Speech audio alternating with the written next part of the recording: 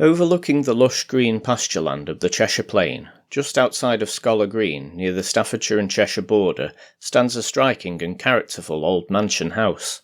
No, I'm not talking about the often visited Little Moreton Hall, but a lesser-known mansion nearby. Today we're looking at the history of the 18th century red brick mansion, Ramsdell Hall, barely a stone's throw away from its more famous neighbour.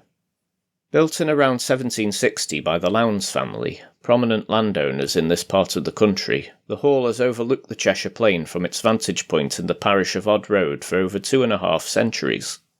Odd Road itself is made up of several villages, including Scholar Green, Mowcop, Kent Green, and Road Heath.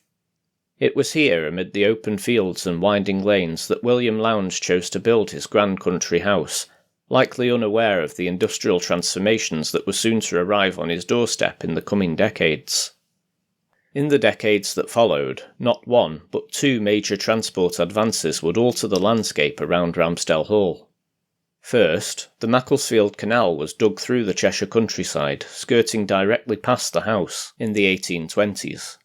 And later still, the railway arrived in the area, with Mowcop railway station being built right next to the hall's main gates. Today the station is gone, closing in the 1960s, with little remaining but the level crossing over Station Road. But the canal is still very much a feature of the landscape, although you'd be hard-pressed to tell that this peaceful stretch of water with its reed beds and abundant wildlife was once a vital artery for the transport of coal and iron. The story of how this whacking great piece of industrial infrastructure came to pass right in front of Ramsdell Hall is an interesting one. In 1827, the Lowndes family struck a deal with the Macclesfield Canal Company to allow the canal onto their land.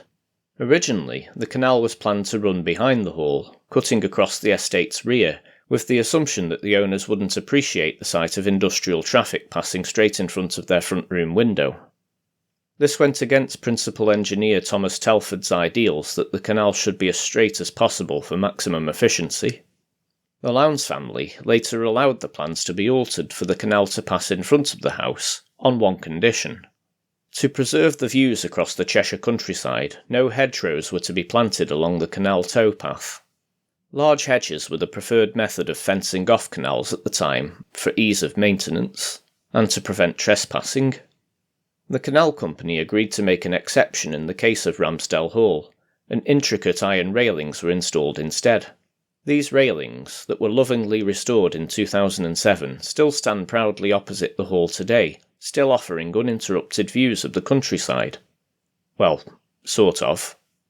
During the canal's working years, this stretch of water was a hub of activity.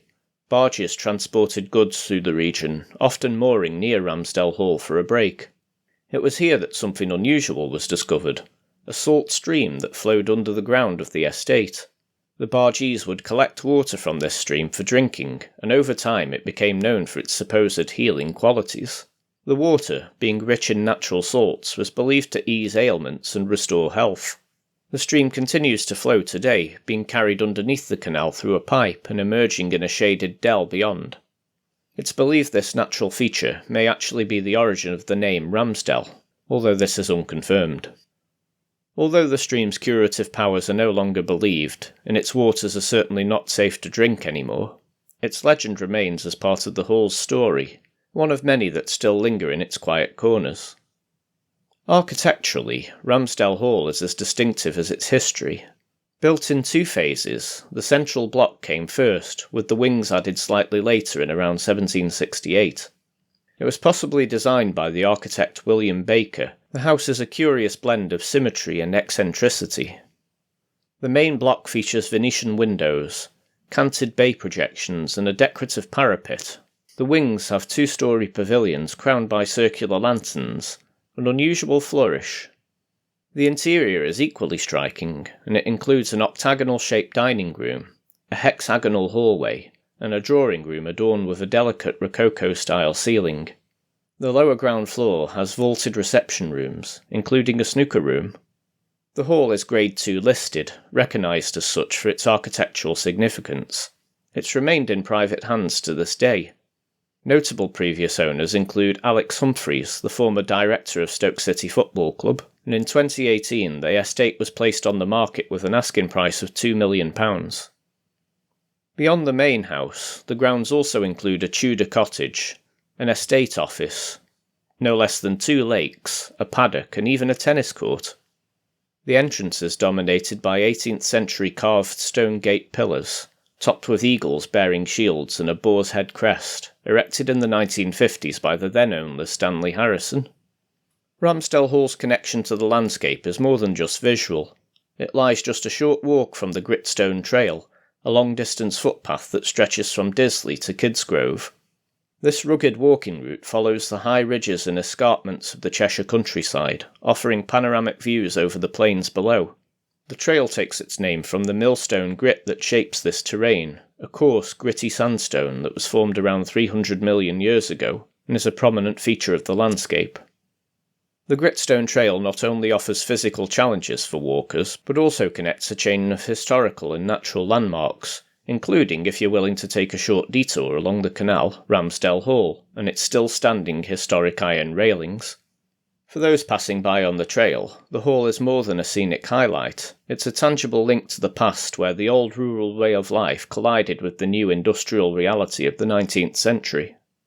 Ramsdell Hall, then, is more than a grand country house. It's a place where landscapes have shifted, where different periods of history have left their mark.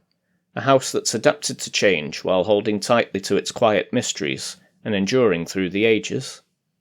If you're in the area, perhaps walking the Gritstone Trail or visiting the better-known Little Moreton Hall nearby, why not take a short detour and take in this curious piece of history just off the beaten track? This has been Curiosities of Staffordshire, venturing just over the border into Cheshire for a change. I really hope you enjoyed this video. If you did, please leave a like and subscribe and share it with your friends. And I hope you enjoyed the rest of the series. And I'll see you again very soon.